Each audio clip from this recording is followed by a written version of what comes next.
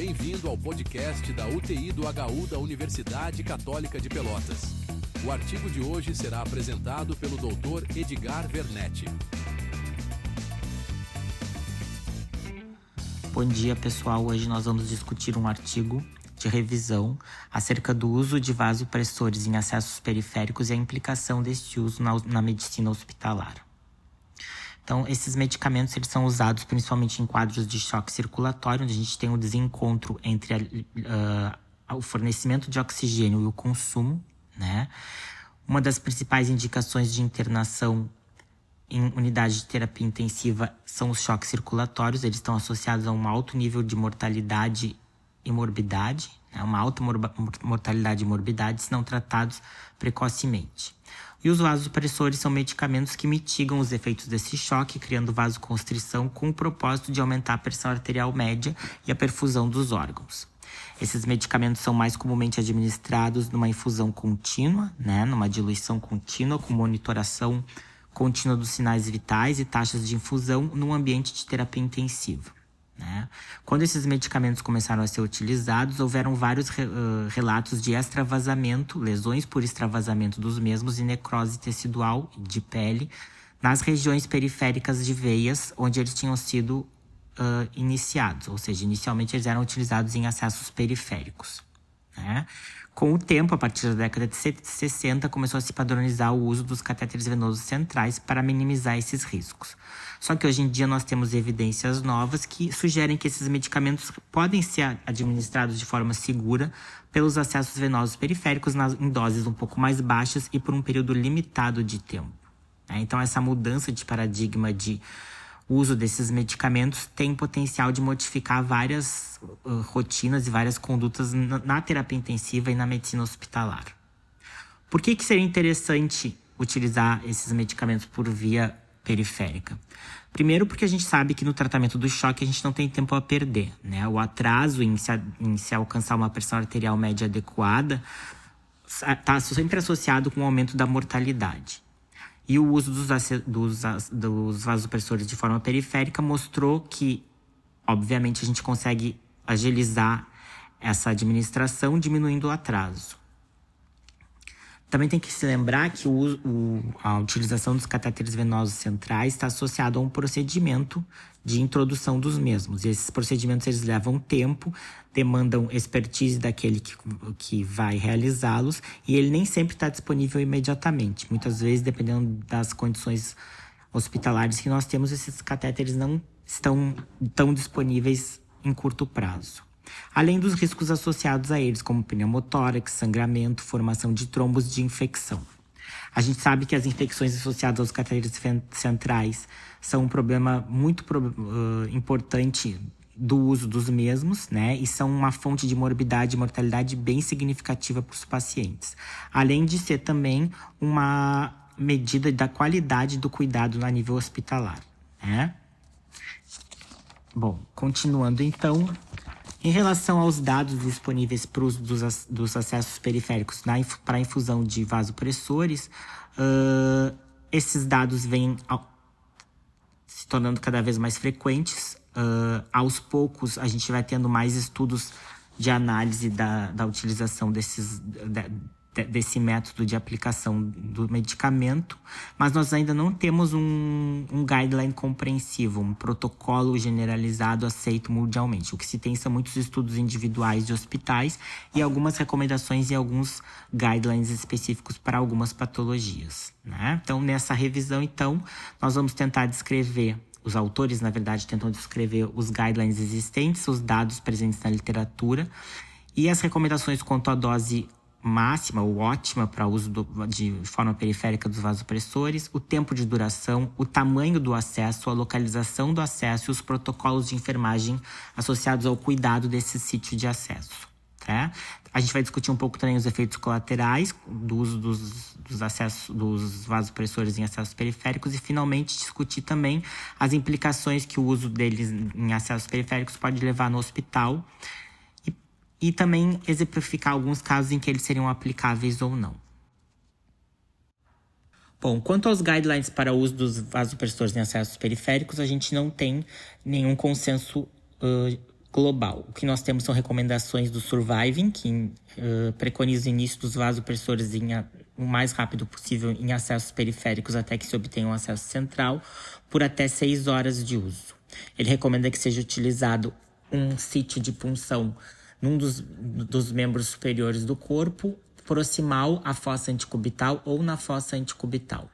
Alguns outros estudos avaliaram essas situações. O estudo Clovers evidenciou que o início e a continuação dos vasopressores em acessos periféricos, além de 6 horas, é comum na prática.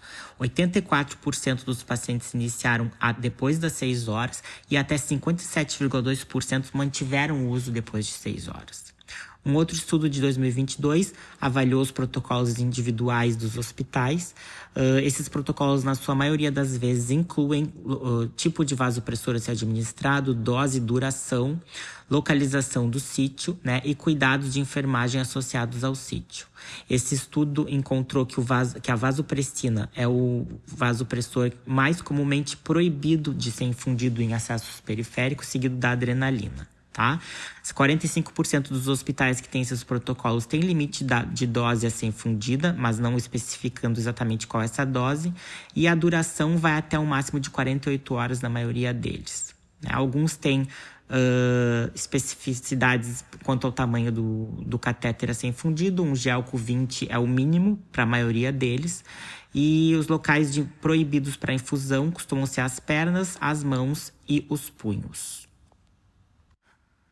Quanto à segurança e à duração das infusões periféricas dos vasopressores, é um tema bastante complexo. Os estudos divergem um pouco. A maioria deles são estudos de centros individuais, ou seja, únicos.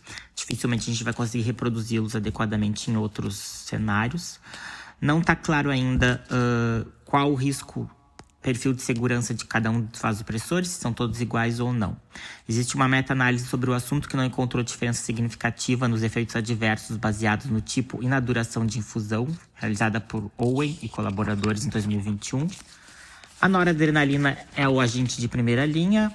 A dose mais alta estudada foi 0,7 microgramas quilo minuto, o que é uma exceção em relação a outros estudos. A maioria dos outros estudos tem uma dose de infusão em torno de 0,04 a 0,2 microgramas quilo minuto. Esse estudo de 0,7 é um estudo maior, né? Dificilmente vai se conseguir reproduzir uma situação dessas, porque na maioria das vezes, na prática, quando se chega numa dose de 0,7 ou bem antes disso, nós já vamos ter associado tipicamente um segundo vasopressor para alcançar uma pressão arterial média desejada. Então, no momento que se inicia um segundo vasopressor, já não existe mais uma indicação para se utilizar os vasopressores em acessos periféricos. A vasopressina seria um agente de segunda linha, né, que geralmente vai ser iniciado quando não se consegue alcançar uma pressão arterial média adequada com doses baixas ou moderadas de noradrenalina. O perfil de segurança é um pouco desconhecido. Os estudos mostram doses em torno de 0,04 unidades por minuto, a maior dose estudada até o momento, e acredita-se que o uso desse agente em acessos periféricos vai ser limitado clinicamente, porque, como já dito anteriormente, é um agente de segunda linha utilizado em associação. Quanto à dopamina, utilizada historicamente em choque cardiogênico, em bradiarritmias instáveis, a dose mais alta estudada foi 12,7 microgramas quilo minuto. A fenilefrina, também pouco usada, utilizada para contrabalançar os efeitos vasodilatadores das anestesias. A dose máxima estudada foi 3,25 microgramas quilo minuto e a adrenalina 1,5 microgramas quilo minuto.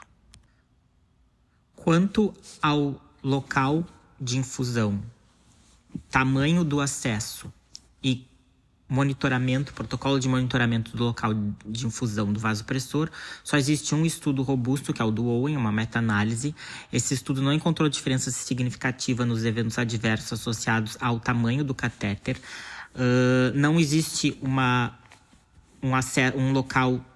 um sítio de punção periférico mais adequado em relação aos demais. O que se sabe é que mais relatos de extravasamento de vasopressor aconteceram nos catéteres que estavam puncionados de forma distal à fossa anticubital, ou seja, catéteres mais distais, em sítios mais distais, e não houve, mesmo assim não houve diferença significativa nos eventos adversos, tá? Não existe protocolo de cuidado de enfermagem específico para monitoramento desses sítios de punção, deveria haver. O ideal seria que houvesse sempre um protocolo para monitoração de rotina para extravasamento de fluido, edema, lesão de pele ou descoloração ou formação de vesículas nesses locais. Quanto aos eventos adversos, nós temos poucos estudos, como já dito anteriormente. Um estudo de 2023 com 500 pacientes evidenciou apenas 13,4% de extravasamento de vasopressores infundidos em acessos periféricos, todos os casos leves, sem presença de necrose tecidual ou isquemia. Tudo foi manejado de maneira conservadora. Uma meta-análise de 2021 com mais de 16 mil pacientes encontrou uma taxa de 1,8% de eventos adversos, todos leves, apenas um caso grave de tromboflebite e de isquemia com necrose de pele. Todos os eventos adversos foram manejados de forma eficaz, de forma conservadora, e esses estudos todos incluíam protocolos rigorosos de monitoramento dos sítios de infusão, ou seja, não se sabe se na prática clínica não vai haver mais casos, caso não se exista um protocolo bem fundamentado e rigoroso para a infusão desses medicamentos. As implicações para a medicina hospitalar da adoção dos vasopressores em infusão periférica são muitas. É imperativo que os profissionais de saúde se familiarizem com essa prática, porque isso pode significar uma ponte entre a transferência do paciente da enfermaria para uma unidade de terapia intensiva, até que se consiga uma introdução de um catéter central. Nós não devemos esperar para iniciar os vasopressores quando eles forem indicados, porque isso está associado a uma hipotensão prolongada, a uma ressuscitação volêmica muitas vezes desnecessária e uma piora da morbidade e mortalidade do paciente. Alguns estudos já mostraram que a restrição volêmica, como o estudo do Shapiro, de 2023, está associada a um menor número de casos de overload de fluidos, ou seja, de quadros de congestão. E é especialmente importante, né, naqueles pacientes que são sensíveis ao excesso de volume, aqueles que têm insuficiência cardíaca ou que já foram adequadamente ressuscitados com os 30 ml por quilo de peso corporal, né? Então, algumas situações para exemplificar esse uso, quando que o uso dos vasopressores periféricos é indicado, vão ser descritas a seguir. As 4 situações clínicas para exemplificar o uso ou não do vasopressor em acesso periférico. O caso 1, uma senhora de 90 anos com cistite aguda, já volemicamente ressuscitada, que mantém uma pressão arterial média de 55, é iniciado noradrenalina na dose de 0,04 microgramas quilo minuto. Essa medicação permanece até amanhã do dia seguinte, quando é descontinuada.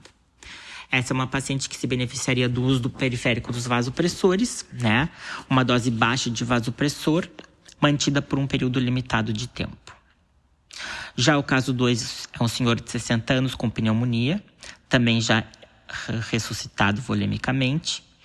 Mantém uma pressão arterial média de 40, necessita de noradrenalina e vasopressina para aumentar essa pressão arterial média. Esse paciente deve ser indicado o catéter central. Ele está usando 2 medicamentos para manter a pressão arterial média. Não existe dado suficiente para apoiar o uso de vasopressina periférico até o momento. Portanto, e de usar principalmente múltiplos vasopressores. Então, esse é um paciente que teria indicação num catéter central.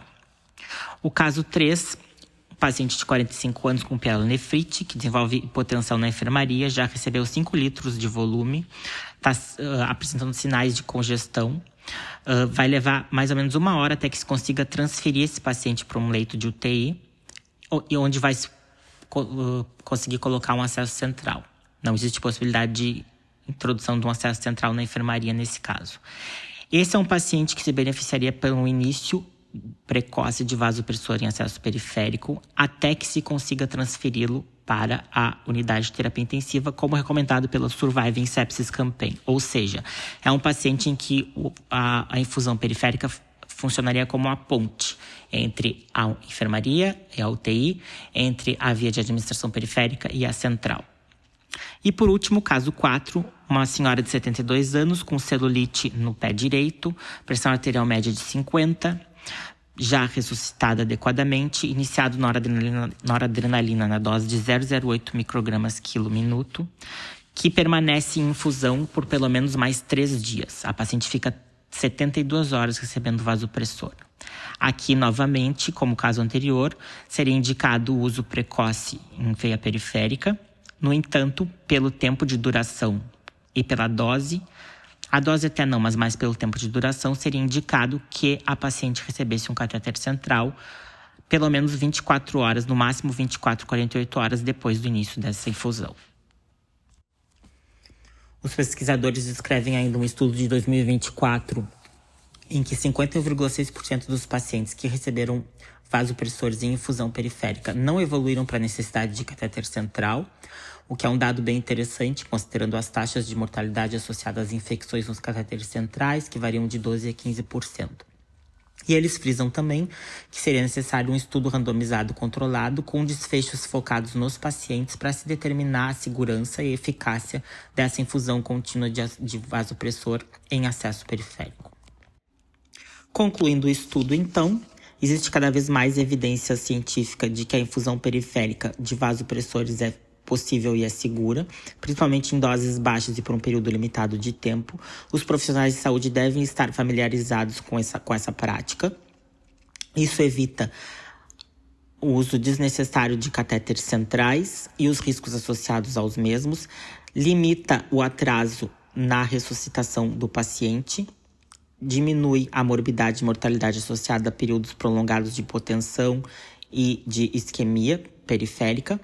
Mas mais estudos são necessários para determinar a dose máxima aceita, o local específico de punção para essa infusão periférica e os cuidados de monitoramento e protocolos de infusão a serem utilizados nesses pacientes.